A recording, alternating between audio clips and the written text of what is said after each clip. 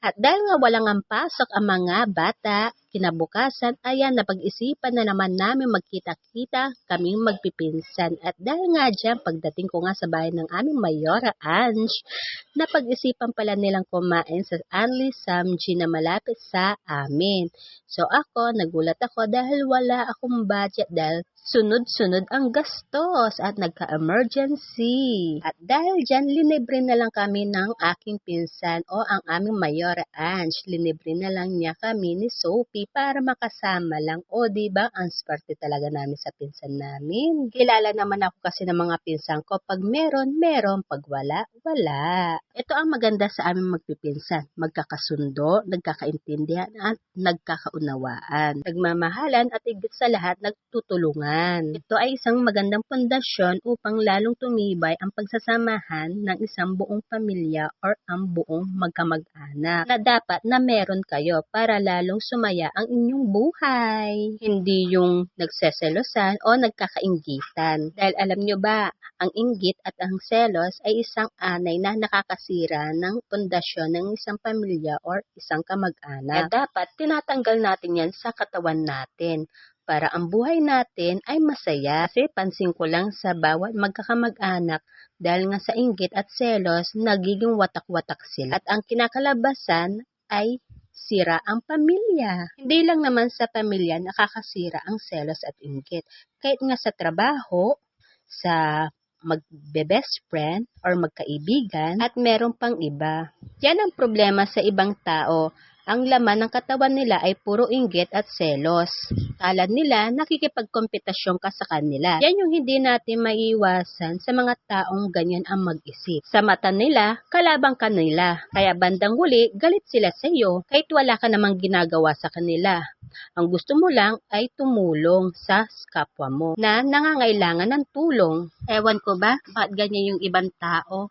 Ang hirap nilang intindihin. Kaya tuloy, ang buhay nila ay malungkot. Kaya ako sa inyo, kung gusto nyo maging masaya ang inyong buhay, ay umiwas-iwas kayo sa mga taong nakapaligid sa inyo na negatibo ang pag-iisip. Lalo na kung ang mga nakapaligid sa inyo ay puro inggit at saka selos ang nasa loob ng kanilang mga katawan. Yan ang una-una nyong gawin para maging masaya ang inyong buhay. Dahil kung hindi nyo iiwasan yan, tiyak na mahawaan kayo ng inggit at selos na tinataglay nila. Pangalawa, maging kontento kayo kung ano ang meron sa inyo at maging masaya. Pangatlo, huwag kayong mainggit sa mga kapwa nyo na umuunlad ang buhay dahil yan ay pinaghirapan nila kaya umunlad ang buhay nila. Kaya ang gawin nyo silang inspirasyon para umunlad din ang buhay nyo. Hindi yung naiinggit kayo. Tapos, sisiraan nyo para umangat-angat kayo sa kanila. At higit sa lahat, ito ang the best na gawin nyo para maging masaya ang inyong buhay. Dumikit kayo sa mga taong positibo ang pananaw sa buhay.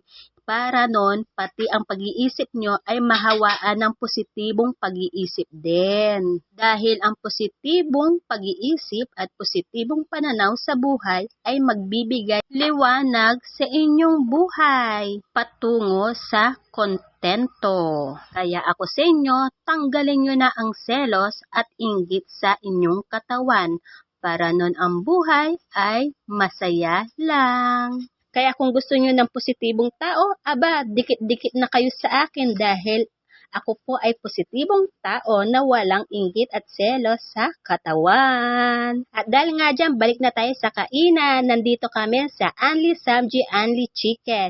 250 per head. Located po siya sa Kamachiles. Basta pasok lang po kayo sa kanto at makikita nyo po ang kanilang resto grill. Mabilis naman ang kanilang pagsaserve kaya hindi po kayo magugutom or hindi na po kayo maghihintay ng matagal dahil mga ilang minuto lang ay isaserve na nila ang inyong order. At yan nga, busog na nga kami. At ang mga junakis po namin ay may hina pong kumain pero bayad po sila ng kalahati. At dahil dyan, wag na wag nyo pong kakalimutan na wag po kayong mag-iiwan ng left leftover dahil magbabayad din po kaya kami nagbayad po kami ng additional 200 dahil sa leftover. At syempre hindi natin kakalimutan magpasalamat ulit sa naglibre sa amin ni Sophie na si Mayora Ange.